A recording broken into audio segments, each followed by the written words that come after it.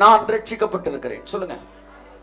அப்படி என்றால் சொல்லுங்க. அப்படி என்றால் பிதாவாகிய தேவனிடத்திலிருந்து அத்தனை ஆசீர்வாதங்களையும் இயேசுவின் மூலமாய் அனுபவிப்பதற்கு நான் சட்டபூர்வமாக முடிச்சிருங்க அனுமதி.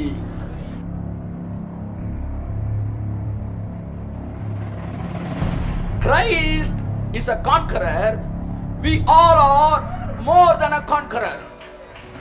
அவர் அடிச்சு ஜெயிச்சாரு, அதனால கான்கரர். நாங்க அடியே வாங்காம ஜெயிச்சோம், அதனால மோர் தென் a conqueror.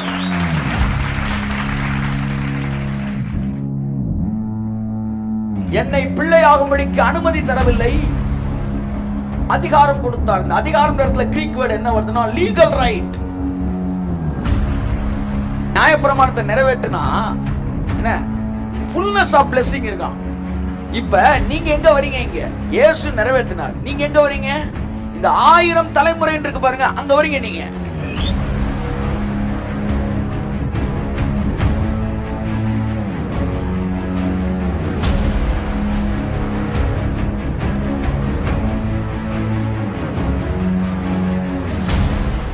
இறக்கம் வேற, கிருபை வேற. ஆமா, நீ நினைச்ச கூலியா வந்தா இறக்கம், ஆனா அப்படி சேவல் மாதிரி வந்து நின்னா கிருபை.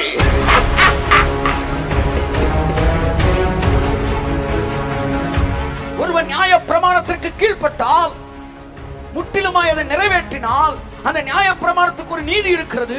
அந்த நீதி என்னவென்றால் அவனுடைய தலைமுறை ஆசீர்வதிக்கப்பட வேண்டும் என்பது. இயேசு கிறிஸ்து ஏன் நியாய பிரமாணத்தை நிறைவேற்றினார்? நியாய பிரமாணத்தின் நீதியாகிய ஆசீர்வாதம் எனக்குள் நிறைவேற வேண்டும் என்பதற்காக.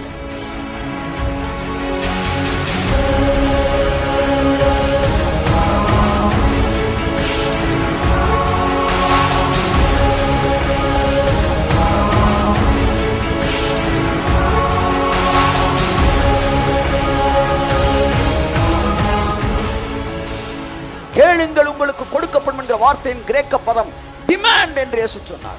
ஏனென்றால் நீங்கள் பெற்றுக்கொள்வதற்கு பாத்திரவான்களாய் இருக்கிறீர்கள். You have all legal rights to receive it. So demand in Jesus' name.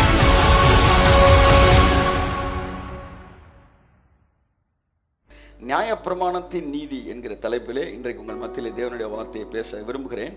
யோவான் 1ஆம் அதிகாரம் 16ஆம் வசனத்தை வாசித்து தொடர்ந்து நியாயப்பிரமாணத்தின் நீதி எல்லாம் சொல்லுங்க, நீதி என்கிற தலைப்பில் உங்கள் மத்தியில் நான் பேச விரும்புகிறேன். ஆமென். வாசிப்போம். அவருடைய பரிபூர்ணத்தினால், அவருடைய எல்லாம் சொல்லுங்க, அவருடைய பரிபூரணத்தினால் நாம் எல்லாரும் எல்லாம் சொல்லுங்க. யாராச்சும் ஒரு ஆள் எந்திரிச்சு இப்படி கையை காட்டுங்க. நாம் எல்லோரும். யாராச்சும் ஒருத்தர் எந்திரிச்சு திரும்ப ஆடியன்ஸை பார்த்து சொல்லுங்க, நாம் எல்லாரும். கையை தட்டு. அவருடைய பரிபூரணத்தினால் எல்லாம் சொல்லுங்க, சொல்லுங்க. அவருடைய பரிபூரணத்தினால். ஒருத்தர் எந்திரிச்சு பின்னாடி ஆடியன்ஸை பார்த்து சொல்லுங்க, நாம் எல்லாரும். சொல்லுங்க. ஜெகஜோதியா ஜோதி சிஸ்டர் சொல்லுங்க, நாம் எல்லாரும் கிருபை மேல் கிருபை பெற்றோம். ஆமென். நம்முடைய பரிபூரணத்தினால் அல்ல, அவருடைய பரிபூரணத்தினால் நாம் எல்லாரும் கிருபை மேல் கிருபை பெற்றோம். என்னுடைய வாழ்க்கையின் ஆசீர்வாதங்கள் என்னுடைய பரிபூரணத்தினால் வருவது அல்ல, அது அவருடைய பரிபூரணத்தினால் வருவது. ஆமென், ஆமென், ஆமென், ஆமென், ஆமென். Praise God. Hallelujah. Yes, yes, yes, yes. எல்லாரும் சொல்லுங்க, அவருடைய பரிபூரணத்தினால். What is grace message? Out of his fullness, out of his fullness we are receiving grace after grace, blessings after blessing, blessing after blessing, blessing after blessing, not out of my fullness but out of God's fullness. கரங்களை தட்டி கர்த்தருக்கு நன்றி சொல்லுவோம். என்னுடைய பரிபூரணத்தினால் அல்ல, நான் தினந்தோறும் ஆசீர்வதிக்கப்படுவேனா? ஒரு தடவை இல்லையா? blessing after blessing. சொல்லுங்க, blessing after blessing, blessing after blessing out of his fullness. அவருடைய பரிபூரணத்தினால் நாங்க எல்லாரும் கிருபை மேல் கிருபை பெறுகிறோம். எல்லாம் சொல்லுங்க, அருவி ஒண்ணுதான். சொல்லுங்க, குற்றாலத்துல அருவி ஒண்ணுதான், ஆனா குளிக்கிறது 1000 பேர். ஆமென். அவர் அருவியாய் நம் மீது கொட்டினார் அவருடைய பரிபூரணத்தினாலே. பாருங்க, ஒரு பெரிய பாத்திரம் இருக்கு, அந்த பாத்திரத்தில் தண்ணியை ஊத்திக்கிட்டே இருக்கார் பிதாவாகிய தேவன். அந்த பாத்திரம் நிரம்பி நிரம்பி நிரம்பி வலியும் போது பக்கத்தில் இருக்கிற சின்ன பாத்திரம் நம்ம மேல எல்லாம் அந்த பாத்திரம் நிரம்பி வலிகிறதுல வந்துகிட்டே இருக்கு. அந்த பாருங்க, கீழே இருக்கிற எல்லா பாத்திரத்திலும் தண்ணி ஊத்தல, மேல இருக்க ஒரு பாத்திரத்திலும் ஊத்துறாரு. ஆனா அந்த பாத்திரத்தின் பரிபூரணத்தினால் நாம் எல்லாரும், ஆமென். This is what Christian life. அவருடைய பரிபூரணத்தினால், அவருடைய பரிபூரணத்தினாலே நாம் எல்லாரும் கிருபையின் மேல் கிருபை பெற்றோம். கிருபையின் மேல் கிருபை பெற்றோம். ஹல்லேலூயா. சோ தேவன், பிதாவாகிய தேவன் அவர் ஆசீர்வதிச்சாராம். அவர் ஆசீர்வதிக்கப்பட்டதுனால நம்ம எல்லாரும் ஆசீர்வதிக்கப்பட்டோம். ஆமென் சொல்லுவோம். இது வேற வேற மொழிபெயர்ப்புகள்ல வேற வேற அழகான அர்த்தம் இருக்கிறது. NIV-ல எப்படி இருக்குன்னா, out of his fullness we have all received grace in the place of grace already given. இது எப்படி இருக்கு? நாம் எல்லோரும் அவருடைய பரிபூரணத்தினாலே கிருபையை பெற்றோம். எப்படி கிருபைனா, ஏற்கனவே வாங்கின கிருபையை தள்ளிட்டு அடுத்து ஒரு கிருபை, அடுத்து ஏற்கனவே வாங்கின கிருபையை தள்ளிட்டு ரீப்ளேஸ் பண்ணி இன்னொரு கிருபை. கிருபையின் மேல் கிரேஸ் ஓவர் கிரேஸ். இந்த கிருபையின் மேல் கிருபைன்றதுக்கு வேற வேற வேற வேற அர்த்தங்களோடு வேற வேற மொழி வேற வேற டிரான்ஸ்லேஷன் சொல்லுகிறது. இந்த நியூ இன்டர்நேஷனல் வெர்ஷன் வந்து என்ன சொல்லுதுன்னா, grace in the place of grace already given. ESV என்ன சொல்லுதுன்னா, from his fullness we have all received grace upon grace. கிருபைக்கு மேல இன்னொரு கிருபை, அதுக்கு மேல இன்னொரு கிருபை, அதுக்கு மேல இன்னொரு கிருபை. இது எல்லாம் அவருடைய பரிபூரணத்தில் நாம் பெறுகிறோம். கிறிஸ்டியன் ஸ்டாண்டர்ட் பைபிள் சொல்லுது, இன்டீட், மெய்யாகவே. நல்லா கவனிச்சுக்க, உன் ஃபுல்னஸ்ல இல்ல, சத்தியமா சொல்றேன், அடிச்சு சொல்றேன். Indeed, out of his fullness we are receiving grace after grace. Hallelujah. Indeed, we have all received grace upon grace from his fullness. ரொம்ப எனக்கு பிடிச்ச ஒரு translation, Aramaic Bible in plain. And of his fullness we have all received and grace for grace. இது என்ன சொல்லுது தெரியுமா?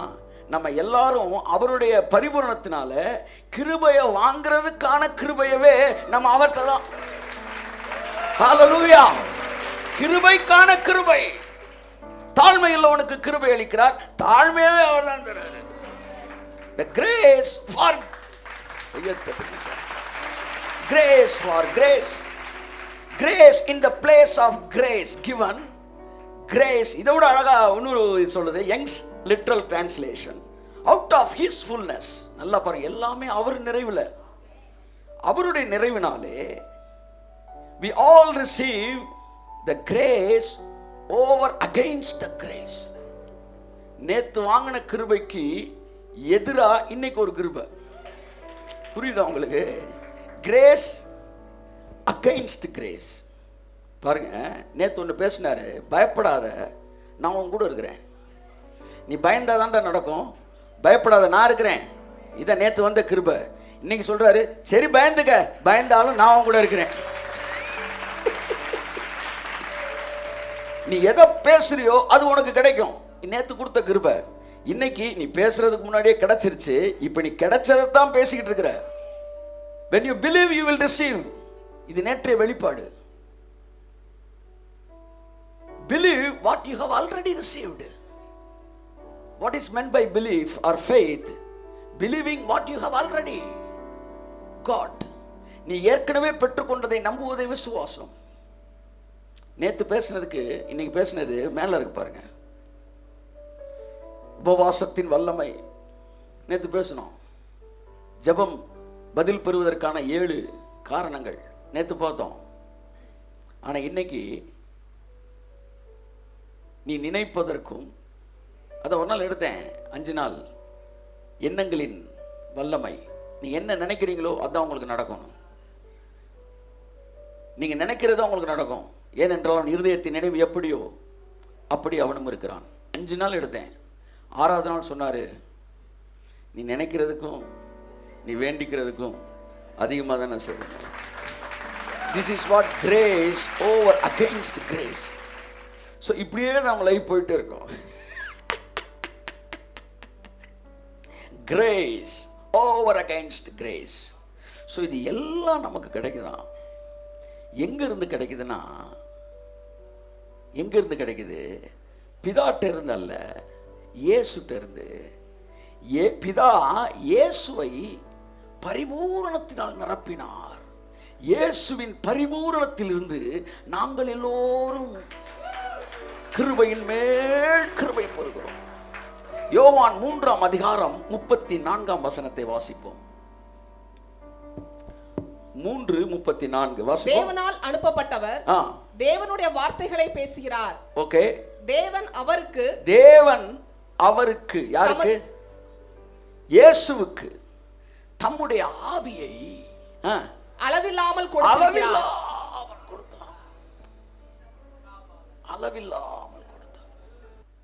சமீபத்தில் கூட ஏதோ ஒரு ஃபால்ஸ் திருப்பரப்பா அங்கெல்லாம் போகும்போது இந்த குட்லானம்பட்டி ஃபால்ஸுக்கு கொஞ்ச நாள் தண்ணி வந்துக்கிட்டு இருந்துச்சு. அப்போ நாங்கள் ஒரு டீமாக போனப்போ ஒரு இடத்துல பொதுன்னு உழுகுது.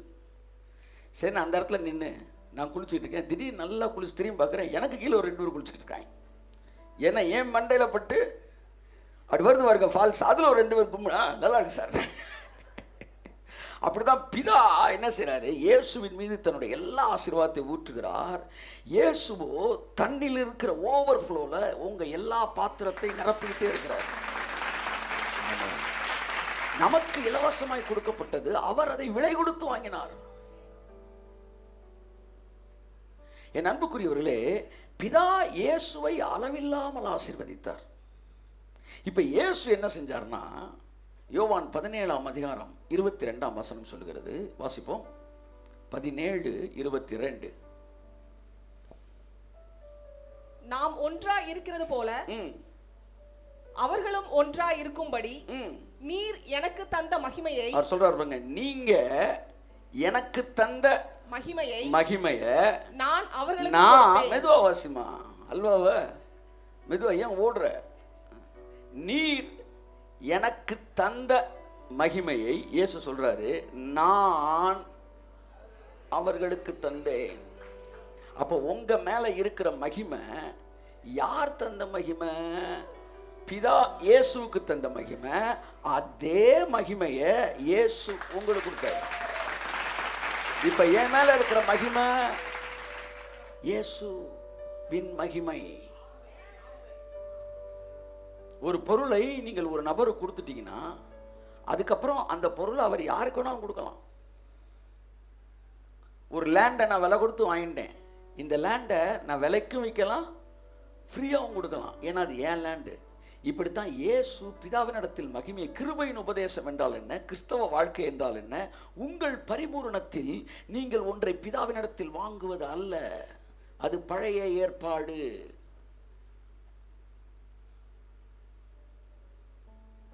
இன்னைக்கு காலையில் கர்த்தர் என்று சொன்னாரு, பழைய ஏற்பாட்டில் அந்த ரத்தம் பூசுதல் நியமம் இருக்கு பார்த்தீங்களா, அதில் அந்த வாசற்படியில் நிலைக்காலில் ரத்தத்தை பூசுவாங்களாம். அப்படின்னா உள்ளே இருக்கும்போது என்ன தைரியம்னா, இந்த வாசலை கடந்து பிசாசு என் வீட்டுக்குள்ளே வர முடியாது, ஏன்னா என் வாசலில் ரத்தம் இருக்கு. ஆமேன்னு சொல்லுங்க. ஸோ வாசல் பவர்ஃபுல்லானது, எல்லாம் சொல்லுங்க. அதனால வாசலை தாண்டி உள்ளே வராது, பிசாசு உள்ள வர முடியாது, சங்கரிக்கிறன்னு உங்க வீட்டுக்குள்ள வர முடியாது. இயேசு சொன்னார், நானே வாசல் அப்படின்னு. நான் தாண்டா வாசல். என்ன தாண்டி உன் வீட்டுக்குள்ள நல்லா பின்னாடி இருக்கிறாள். ஆமென், ஆமென்.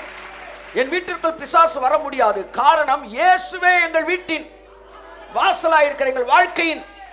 கையை தட்டுங்க சார். ஆமென், அல்லேலூயா சொல்லுங்க. ஆமென், ஆமென். அங்கே வாசலில் ரத்தம் இருந்தது, இங்க ரத்தமே வாசலா நிற்குது. ஆக உங்கள் வாழ்க்கையில பிசாசு வந்துட்டான், ஜன்னல் வெளியேட்டு வெளியேறக்கூடாது. He cannot enter into your house. ஏனென்றால் இயேசுவே வாசலாக இருக்கிறார். ஸோ இப்போ பிதா இயேசுவை மகிமைப்படுத்தினார். எவ்வளவு மகிமைப்படுத்தினார்னா, தன்னுடைய எல்லாவற்றையும் குமாரனை கொடுத்தாராம். இந்த இயேசு கிறிஸ்து என்ன செஞ்சார்னா, இதை லீகலா உங்களுக்கு கொடுக்கிறதுக்காக, எப்படி கொடுக்கிறதுக்காக? லீகலா உங்களுக்கு கொடுக்கிறதுக்காக உங்களை லீகலா பிள்ளையாக்கிட்டாரு. இந்த பிள்ளையாக்கின ப்ராசஸ் இருக்குல்ல, அதுக்கு பேர் தான் ரட்சிப்பு. ரட்சிப்பு என்பது சிகரெட் குடிக்கிறத விடுறதும், பொடி போடுறதை நிப்பாட்டுறதும், டிவி பார்க்கறத நிப்பாட்டுறதும் இல்லை. ரட்சிப்பு என்பது லீகலா நாம் பிள்ளை ஆகிறது. ஆமென் என்கிற ஒரு புதிய அர்த்தத்தை இன்றைக்கு நான் உங்களுக்கு சொல்லுகிறேன்.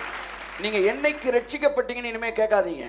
ஏன்னா ரட்சிப்புன்ற வார்த்தைக்கு வேற கோடு வேர்டை நமக்குள்ள பதிச்சுட்டான் பிசாசு. இனிமேல் கேளுங்க, நீங்க என்னைக்கு பிள்ளையானீங்க அப்படி கேளுங்க.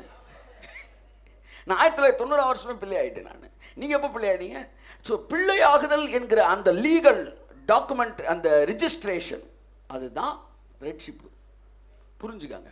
சின்ன வயசுல இருந்து ரட்சிப்புக்கு என்ன அர்த்தம் சொல்லி கொடுத்தாங்களோ, அந்த ரட்சிப்புன்னு சொல்லும் போது அந்த அர்த்தமே வந்துகிட்டு இருக்கு. எங்க அக்கா பையன் என்ன சொல்லி கொடுத்துறேன், மாடை பத்தி தான் யானைன்ட்டான். இன்னைக்கு உருப்பட்ட கதை பேசிட்டு இருக்கேன். நான் சொல்லி எங்கே பாரு, ஆனா நீ மாடை யானைன்னு சொன்னதான். யானைன்னு சொல்லி கொடுத்த உடனே பக்கத்து வீட்டுக்காரெல்லாம் சேர்ந்து அடுத்து எப்பெல்லாம் மாடு வருதோ மாடை பா யானை யானை யானை அந்த மணியை கட்டி விட்டுருப்பாங்க. அப்படித்தான் பிசாசு தப்பா சொல்லி கொடுத்துட்டான். அதனால எப்பெல்லாம் ரட்சிப்பு ரட்சிப்பு ரட்சிப்புன்னு படிக்கிறீங்களோ அப்பெல்லாம் பொடி போடுறது விடுறது, டிவி பார்க்குறது விடுறது, இதை ஞாபகத்துக்கு வருது. இதெல்லாம் ஹேபிச்சுவல் கரெக்ஷன்ஸ். இதெல்லாம் வந்து உங்களுடைய செயல்பாடுகள் இருக்கிற மாற்றங்கள். இது ரட்சிப்பு இல்லை. இதெல்லாம் பிள்ளையான பிறகு நடக்கிற, இயல்பா நடக்கிற விஷயங்கள். இதை மேஜர் பண்ணாத, மேஜர் ஆக்காதீங்க. ரட்சிப்பு என்பது லீகலா நீங்க அவருக்கு பிள்ளை ஆகிறது. ஏனென்றால் நீங்கள் பிள்ளை ஆனால்தான் அவருடைய எல்லா காரியங்களுக்கும் ஆசீர்வாதங்களையும் இலவசமாய் அனுபவிப்பதற்கு நீங்கள் சுதந்திரவாளியாய் மாறுகிறீர்கள். யாராவது என் பிள்ளைக்கு நான் ஒன்று செய்யறதை தடுக்க முடியுமா? என் பிள்ளைக்கு நான் செய்யறதை தடுக்க முடியுமா? நான் ஒரு ஊழியக்காரன் வந்து நான் சொல்றேன் அப்படின்னு உங்க பிள்ளைக்கு நீங்க செய்யறதை தடுக்க முடியுமா? நன்றாக கவனிங்கள். யாராவது என் பிள்ளைக்கு நான் செய்யறதை தடுக்க முடியுமா? என் தந்தை உட்பட. அங்கதான் பிதா நிற்கிறார். கைத்தட்டு கொண்டு வருது. அங்கதான் பிதா கூட உங்களை ஸ்டாப் பண்ண முடியாது. இயேசு சொல்றாரு, என் பிள்ளைக்கு நான் செய்யறதை என் தந்தை கூட தடுக்க முடியாதுயா. பிதா அப்படியே நிற்கிறாரு. ஏன்னா ஒரு மனிதன் தன் பிள்ளைக்கு செய்யறதை யாரும் தடுக்க முடியாது. ஏனென்றால் இதை வந்து உலகத்தில் எந்த சக்தியும் தடுக்க முடியாது. அதனால தான் உங்களை பிள்ளையாக்குறதுக்கு கணக்கு பண்ணி ரட்சிப்பு என்கிற பெயரில் உங்களை பிள்ளையாகிட்டார். இனி நீங்கள் ஆசீர்வதிக்கப்படுவதை இந்த உலகத்தின் எந்த சக்தியும் தடுக்க முடியாது. பரலோகம் உட்பட, பரலோகம் உட்பட, பிதாவாகிய தேவன் உட்பட. தேவனுக்கு உங்களை தடுக்க வேண்டும் என்கிற ஆசைலாம் கிடையாது. தேவன் நீங்க ஆசீர்வதிக்கப்படுறதுக்கு அவரே அனுப்புனாரு. சொந்த பிள்ளையவே அனுப்பி உங்களை பிள்ளையாக்கின காரணமே, நானே நினைச்சாலும் நீ ஆசீர்வதிக்கப்படுறதுக்கு தடுக்க முடியாத மாதிரி ஒரு மேட்டர் அவனுக்கு சிலுவையில் செய்யறான். அவருடைய பரிபூரணத்தினால் நாம் எல்லோரும் கிருபை மேல் கிருபை பெற்றோம். கிருபை மேல் கிருபை பெற்றோம். So he has connected me with a legal right. The name of the legal right is salvation.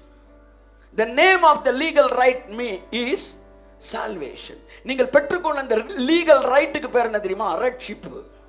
நீங்க ரட்சிக்கப்பட்டுட்டீங்கன்னா என்ன சொல்ல வரீங்க தெரியுமா? நான் புது கோடு எழுதுறேன். இப்ப நீங்க ரட்சிக்கப்பட்டுட்டீங்கன்னு சொன்னீங்கன்னா அதுக்கு அர்த்தம் எல்லா ஆசீர்வாதத்தை இலவசமாய் அனுபவிப்பதற்கு நான் உரிமை பெற்று இருக்கிறேன். அவ்வளவுதான்.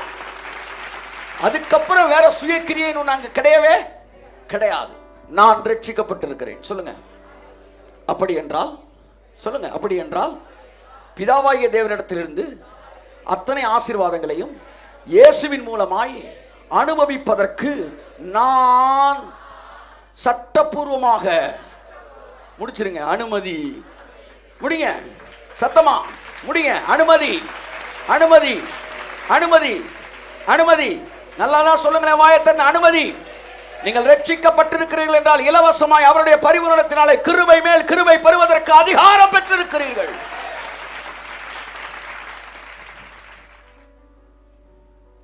அந்த லீகல் ரைட்டு, அதுக்கு பேர் தான் சால்வேஷன். நான் என்ன ஆயிட்டேன்? பிள்ளை ஆயிட்டேன். அதில் பைபிள் என்ன சொல்லுது? பிள்ளையானா என்ன செய்யணுமா? 2 கொரிந்தியர்ல ஒரு வசனம் இருக்குன்னு நினைக்கிறேன். 2 கொரிந்தியர் தானே, வாசிங்க. 2 கொரிந்தியர் 12ஆம் அதிகாரம் 14ஆம் வசனம். 12:14. இதோ உங்களிடத்திற்கு 3ஆம் தரம் வர ஆயத்தமாயிருக்கிறேன். நான் உங்களை வருத்தப்படுத்துவதில்லை. நான் உங்களை வருத்தப்படுத்துவதில்லை. எல்லாம் சொல்லுங்க.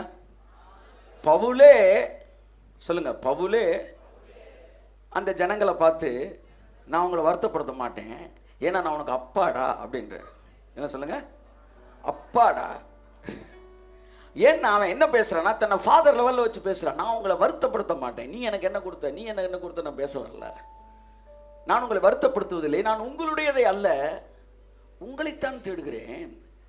பெற்றோருக்கு பிள்ளைகள் அல்ல, பிள்ளைகளுக்கு பெற்றோர்களே பொக்கிஷங்களை சேர்த்து வைக்க போயிருங்க. அப்படியே எதுக்காக இலவசமா ஆசீர்வதிக்கப்படுறோம்? எத்தனை பேர் பிள்ளை? ஒரு ஆமேன்னு சொல்லுங்க.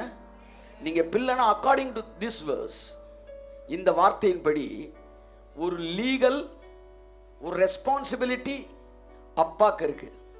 என்னன்னா, பெற்றோர்களே பிள்ளைகளுக்கு பொக்கிஷங்களை சேர்த்து வைக்கலாம், வைக்க விரும்புகிறேன். சொல்லுங்க, வைக்க. அதனால தான் எனக்கு சிலுவையில் சேர்த்து வச்சாரு. ஏன்னா அவர் எங்க அப்பா, அவர் எங்க அப்பா. ஆமா, நான் ஒரு குடும்பத்தில் இருக்கிறேன். எங்கள் குடும்பத்தில் 4 பேர்னு வச்சுக்குவோம், 5 பேர்னு வச்சுக்குவோம். நான் 5ஆவது ஆள். இப்போ எங்கள் குடும்பத்தின் பாவ நிவர்த்திக்காக நாங்கள் ஆசாரியன்ட்ட போகிறோம். நாங்கள் ஒரு யூத குடும்பம்னு வச்சுக்குவோம். அப்போ போன உடனே ஒரு ஆட்டுக்குட்டியை எங்கள் குடும்பத்துக்காக வெட்டணும். ஆட்டுக்குட்டி யார் வாங்குவா? கடைசி போய் நான் வாங்குவேன்னா? என் பாவத்துக்கு சேர்த்து ஆட்டுக்குட்டி யார் தான் வாங்குவா? அதனால தான் அந்த அப்பா ஒரு உங்களுக்கு கொடுத்தாரு. இயேசு என்ற ஒரு ஆட்டுக்குட்டியை முழு உலகத்தின் பாவங்களுக்காக, தன்னுடைய பிள்ளைகளின் பாவங்களுக்காக, எப்படி அந்த குடும்ப தலைவன் தன் பிள்ளை எல்லாத்துக்கும் சேர்த்து ஆட்டுக்குட்டியை விலை கொடுத்து வாங்குகிறானோ, அவன் கிரயம் கொடுக்கிறானோ, அப்படி பிதாவாகிய தேவன் நமக்கு பிதாவாய் இருக்கிறபடினால தன் சொந்த பிள்ளைய அங்க ஆட்டுக்குட்டியாய் நிறுத்தி சர்வலோகத்தின் பாவத்தையும் சுமந்து தீர்க்கிற தேவ ஆட்டுக்குட்டியாக இயேசு சுமந்தாரா, சுமந்து தீர்த்தாரா? சத்தமானா சொல்லுங்களேன். சார், நான் நேற்று வரைக்கும் நான் உன்னை செஞ்சு முடிச்சிருக்கேன்னா தீர்த்துட்டேன்னு அர்த்தம் கிடையாது. ஒரு வீட்டில் வாடகை கொடுத்துக்கிட்டு இருக்கேன்னா அந்த வீடு எனக்கு சொந்தமான வீடா? அப்போ அந்த வீடு முழுமையுமே எனக்கு சொந்தமான என்ன செய்யணும்?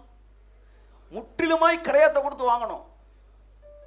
எதிர்காலம் முழுவதும் நான் வாழுவதற்கு தேவையான எல்லா பணத்தையும் கொடுத்து வாழணும். 20 வருஷம் நான் வாழ போறேன்னா ஒரு மாசத்துக்கு 5000 ரூபா நான் கொடுக்குறேன்னா, வாழ்க்கை ஃபுல்லாக வாழ போறேன்னா எல்லாத்துக்கும் சேர்த்து சொந்தமாக கொடுத்து முடிக்கிறது தான் தீர்க்கிறது. அப்படித்தான் உங்கள் சர்வலோகத்தின் பாவத்தை சுமந்து தீர்த்தார் என்றால், உங்கள் கடந்த கால பாவம் மட்டுமல்ல, உங்கள் ஒட்டுமொத்த எதிர்கால அத்தனை பாவங்களுக்கு தேவையான கிரயத்தை அவர் செலுத்தி தீர்த்தார்.